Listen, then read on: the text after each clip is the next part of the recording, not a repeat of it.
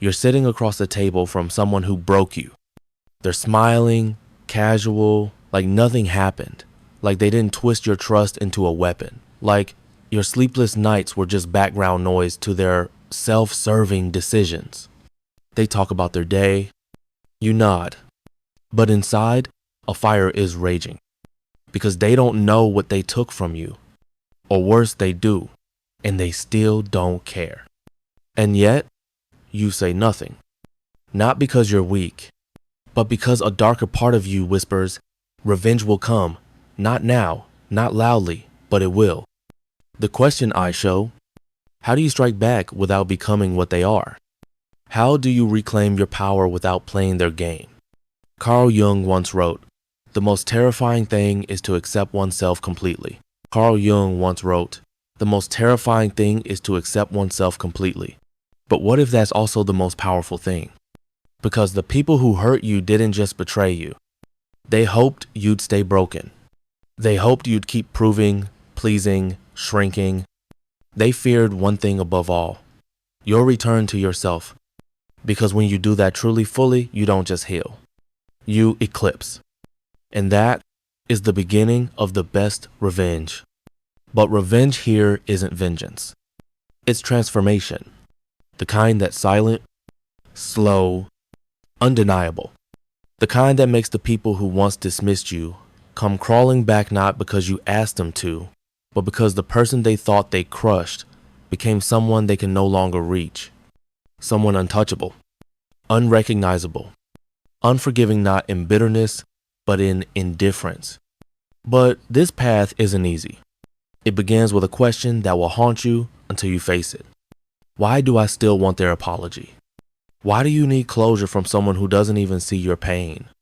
Why are you still haunted by the need to be understood by someone incapable of seeing beyond themselves? What if the real prison isn't what they did, but your obsession with being seen by them? What if freedom begins the moment you realize they don't have to understand, they don't have to feel sorry, they don't have to come back? Because their absence is your awakening. And in that awakening, you'll do something they never expected.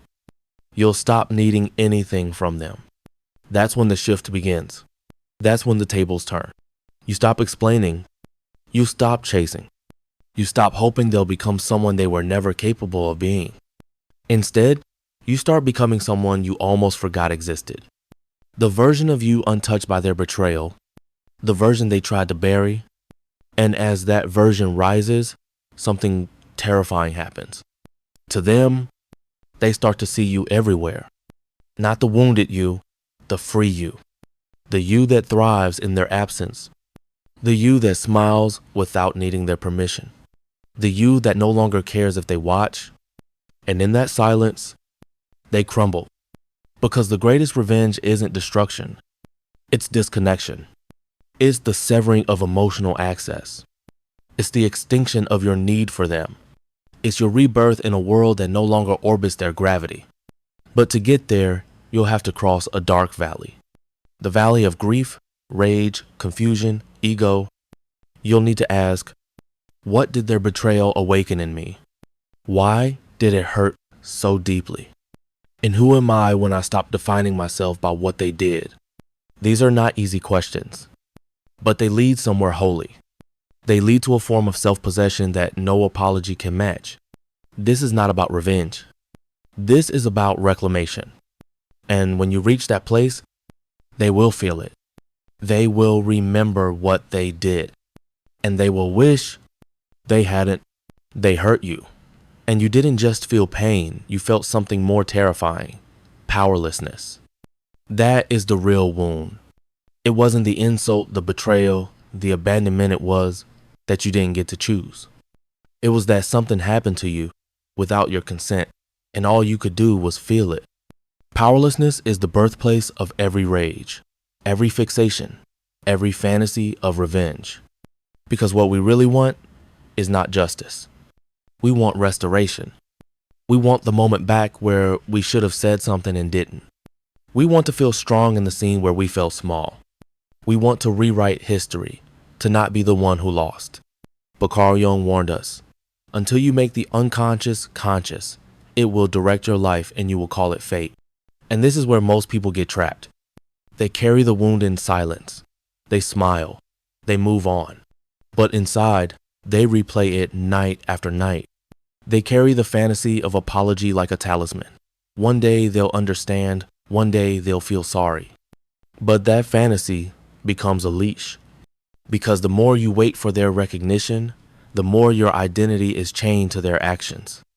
They hurt you once, but every time you hope they'll make it right, you give them the power to hurt you again. This is the hidden root of revenge, unfinished grief. And grief, according to Jung, isn't just about loss. It's the collapse of identity. Because betrayal doesn't just break your heart, it breaks your reflection. It makes you question, was I really that naive? Did I deserve it? Was I weak? You don't just mourn what they did. You mourn the version of yourself that let it happen. And so the rage builds, not just toward them, but toward yourself. But here's the problem. Unprocessed rage turns inward. It becomes shame. And shame is the most corrosive force in the psyche. Shame says, you were foolish. You should have known better. You should have fought back. And then you begin to lose trust. Not in them, but in yourself. This is the real damage. Not that they lied, but that you started believing you can't trust your own intuition again. That is the psychological fracture. And it's what keeps the wound open for 7 decades. Friedrich Nietzsche understood this well. He said, distrust all in whom the impulse to punish is powerful. Because punishment is rarely about justice. It's about control. We want to punish those who hurt us because we believe that if they feel what we felt, we'll feel whole again. But it never works. Because even if they do apologize, even if they break down in tears, even if they say, I see it now, I'm so sorry, it won't fix the part of you that stopped believing in yourself. Only you can repair that. And to do it, you have to understand something devastating. The people who hurt you may never truly understand what they did. Not because they're incapable, but because they're unwilling. Because to truly see the pain they caused would force them to confront their own shadow. And most people aren't ready to do that. Jung called it the shadow self, the repressed, unconscious parts of ourselves we refuse to acknowledge.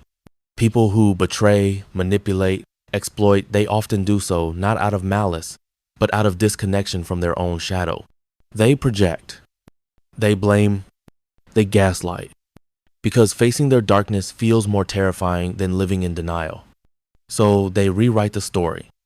They become the victim. They justify their behavior. And you are left holding the weight of a truth they refuse to carry. This is why the deepest revenge is integration. Not vengeance. Not retaliation. But the radical act of seeing your own shadow and loving it. The part of you that was naive. The part that stayed too long. The part that kept giving. The part that wanted to be loved so badly it tolerated the intolerable. Don't destroy that part. Don't shame it. Don't cut it out. Hold it. Reclaim it. Whisper. You were trying your best, and you didn't deserve what happened. That is how healing begins. Not with their apology, but with your compassion. And from there, something shifts. You no longer need to prove anything. You no longer crave their guilt. You no longer wait for them to get it. Because you get it. You understand your pain. You validate your experience. You choose to reason not by forgetting, but by remembering who you are beneath the wound. And this remembering is the spark they'll feel if they don't understand it. Even if they never speak it, they will feel it in your silence, in your presence, in your peace, in the way you walk away without looking back. Because the most terrifying thing to someone who's caused harm is watching their victim become free, not because they forgave, but because they no longer need to. That is the psychological paradox. That is the root of power. You think you've moved on. You've blocked them. You've deleted the photos. You've told yourself you've let it go. But something's off. You still hesitate to trust. You still feel the need to explain yourself in every conversation. You still wake up with their voice echoing in your head. Not the voice they used when they hurt you. The one they used after the subtle, gaslighting one. The one that made you question your own reality. You carry that voice like a ghost. Not because you missed them, but because they rewire something in you. This is what no one talks about. When someone hurts you, they don't just wound you in that moment, they plant seeds that keep growing in silence. Seeds of doubt, seeds of shame, seeds of self-abandonment. These seeds become vines. They wrap around your decisions, your relationships, your sense of identity. You don't notice them at first, because on the surface, you're functioning. You go to work, you smile, you even laugh. But deep down, something sacred has shifted. You no longer feel safe inside yourself. That is the first unseen consequence. Identity erosion. Because betrayal doesn't just break trust in others, it breaks trust in your own judgment. You ask, how did I not see it? Why did I stay? Was it my fault? You start to second guess your instincts. You overanalyze every new connection. You become hypervigilant, scanning every room, every text, every tone for hidden threat. It's not paranoia. It's trauma logic. The mind says, if I can anticipate the next betrayal, maybe I can avoid it. But in doing so, you never feel safe. Even with people who've done nothing wrong, you become emotionally exiled from others and from yourself. The second consequence is emotional self-neglect. You begin to normalize pain, not just external pain, but internal abandonment. You tell yourself your needs are too much, that your feelings are irrational. That speaking up will drive people away. And so you become quiet, pleasant, manageable, not because that's who you are, but because that's who you had to become to avoid being hurt again. You shrink. You become low maintenance. You call it independence, but it's not independence. It's self-erasure. Because somewhere along the way you absorbed a lie, that needing anything makes you a burden. But here's the third, deeper consequence: compromised intimacy. You crave connection, but when it comes close, you flinch. Not physically, psychologically. You sabotage it. You pull back. You test people. You ghost the ones who show up. You chase the ones who mirror your original wound. And the cycle continues. All the while, you keep telling yourself, I'm healing. I've moved on. I'm stronger now. But strength isn't suppression. And healing isn't hiding. Real healing comes with grief. Not just for what they did, but for the parts of you that never got to speak. The part that wanted to scream. The part that wanted to be held. The part that still whispers, I didn't deserve that. You can't logic your way past that voice. You can't read enough quotes or meditate it away. You have to turn toward it, sit with it, and finally, let it say what it was never allowed to say. This is the reckoning, because the deepest harm doesn't come from what they did. It comes from what you had to abandon in yourself just to survive it, and that abandonment has ripple effects. You start to accept crumbs. You start to over-apologize. You start to define love as endurance. You start to call hyper-independence empowerment. But the truth is, you're still at war. Not with them. With a version of you that still believes you are not worthy of softness. And until you end, that no amount of revenge will satisfy you. Because you don't need punishment. You need permission. Permission to be angry. To be hurt. To be human.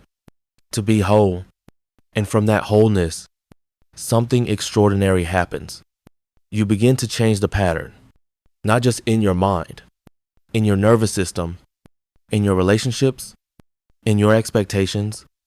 You stop trying to fix broken people. You stop over-explaining. You stop proving your worth. You walk away early, clean, clear. Not because you're bitter, but because you finally know, my peace is not up for negotiation. And the people who once had power over you, they feel it, not in your words, but in your energy, your stillness, your absence. They realize you've exited the arena. You've stopped playing the game. And that realization, that's the beginning of their reckoning. Not because you sought it, but because truth always returns. Eventually, it begins quietly, not with fireworks, not with shouting or confrontation, but with a small voice inside you that says, no more. No more explaining your worth. No more shrinking to fit. No more swallowing pain to protect someone else's comfort. That voice is not anger. It's not ego. It's rebellion.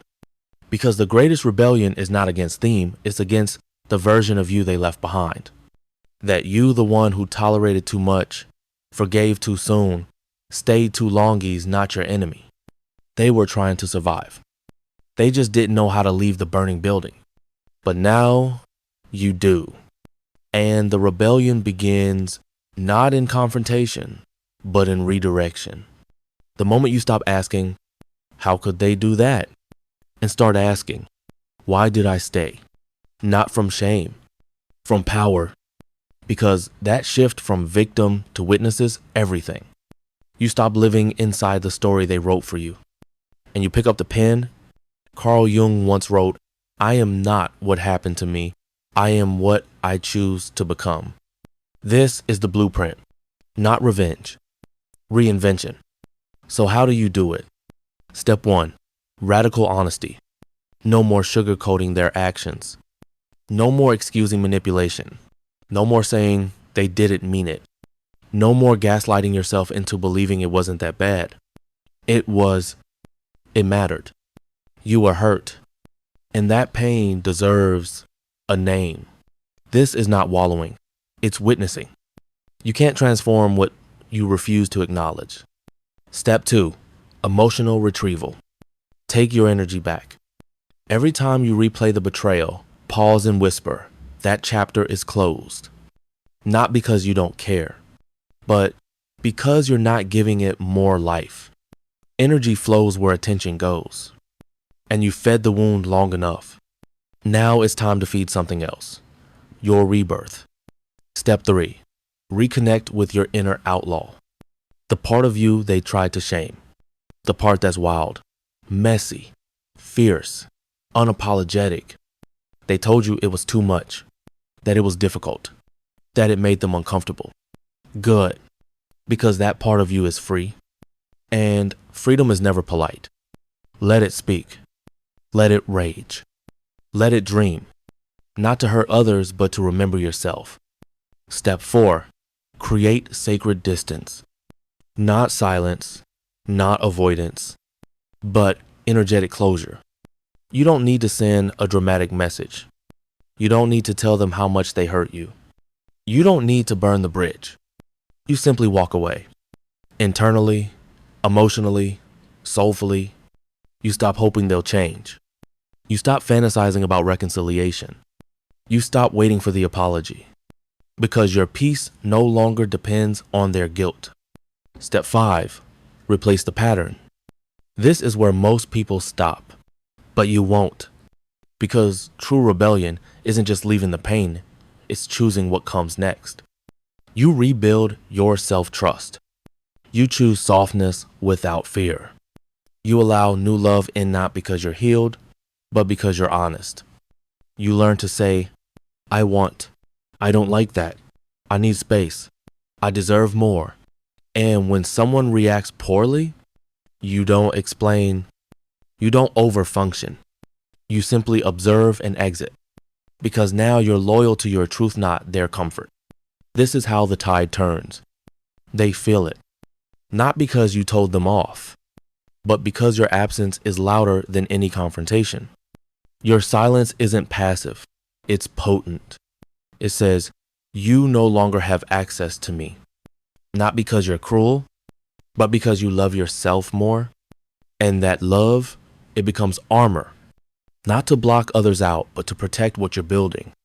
A version of you that doesn't beg, that doesn't break to keep the peace. That doesn't stay quiet to feel safe. A version of you that chooses. That, Sep, is the rebellion, not destruction, creation. And when they finally see it, when they realize they no longer live rent-free in your mind, when they watch you rise in the life they never thought you could build, that's when they'll beg for forgiveness. But by then, you won't need it. There comes a moment quiet, almost unremarkable, when you realize you're no longer angry. Not because they apologized, not because they changed, but because you changed. The grief is gone. The ache is softened. And in its place is something you didn't expect. Clarity. Not just about them, but about you. The truth was never about them. It was never about revenge, or their regret, or the day they'd beg for your forgiveness. It was always about this. You were never meant to stay small. That was the wound. Not that they hurt you, but that, for a while, you agreed to shrink. You made yourself easy to love. You dimmed your brilliance. You tolerated things that should have never touched your spirit, not because you lacked strength, but because you believed love required sacrifice. And now you see it. Carl Jung once said, "Your vision will become clear only when you look into your heart. Who looks outside dreams, who looks inside awakens." You have awakened. You no longer chase closure, because you understand closure doesn't come from others. It comes from ownership. Ownership of your story, your emotions, your needs, your standards. Ownership of the fact that you are not here to be convenient. You are here to become, and that becoming is irreversible. You don't go back to the old wounds. You don't explain your evolution. You don't reduce yourself to be digestible. You speak less, but what you say lands. You show up less, but your presence echoes. Because now, you're no longer addicted to being understood. You're committed to being real. And being real means accepting the final truth. You never needed their apology. You needed your own permission. Permission to walk away without guilt. Permission to stop answering to ghosts. Permission to protect your peace, like it's sacred because it is. And from this place of self-honoring, something shifts in your frequency. You no longer attract pain dressed as love. You no longer explain your worth in the language of self-sacrifice. You become a mirror. To some, you reflect liberation. To others, you reflect discomfort. But to yourself, you reflect wholeness. And this wholeness is the most powerful form of healing, because it does not beg, it does not wait, it does not wish, it creates. You start building a life so aligned, so authentic, so full of self-respect, that anyone who once played with your dignity realizes they never stood a chance. They don't just miss you, they mourn you. The version of you they once controlled is gone, replaced by someone they can't manipulate, can't charm, can't guilt. And yes, they might beg for forgiveness. They might say all the right things. They might show up, finally ready to do better. But the ultimate truth? You don't need them to, because by now, you've made peace with the past. You've married your truth. You've returned home to yourself. And in that home, there is no room for ghosts. Only light, only clarity. Only you. So if you ever wonder what the best revenge is, it's not success. It's not silence. It's not even happiness. It's this. Becoming someone they no longer recognize because you've become someone you finally do. That's not revenge. That's revolution. And it is yours.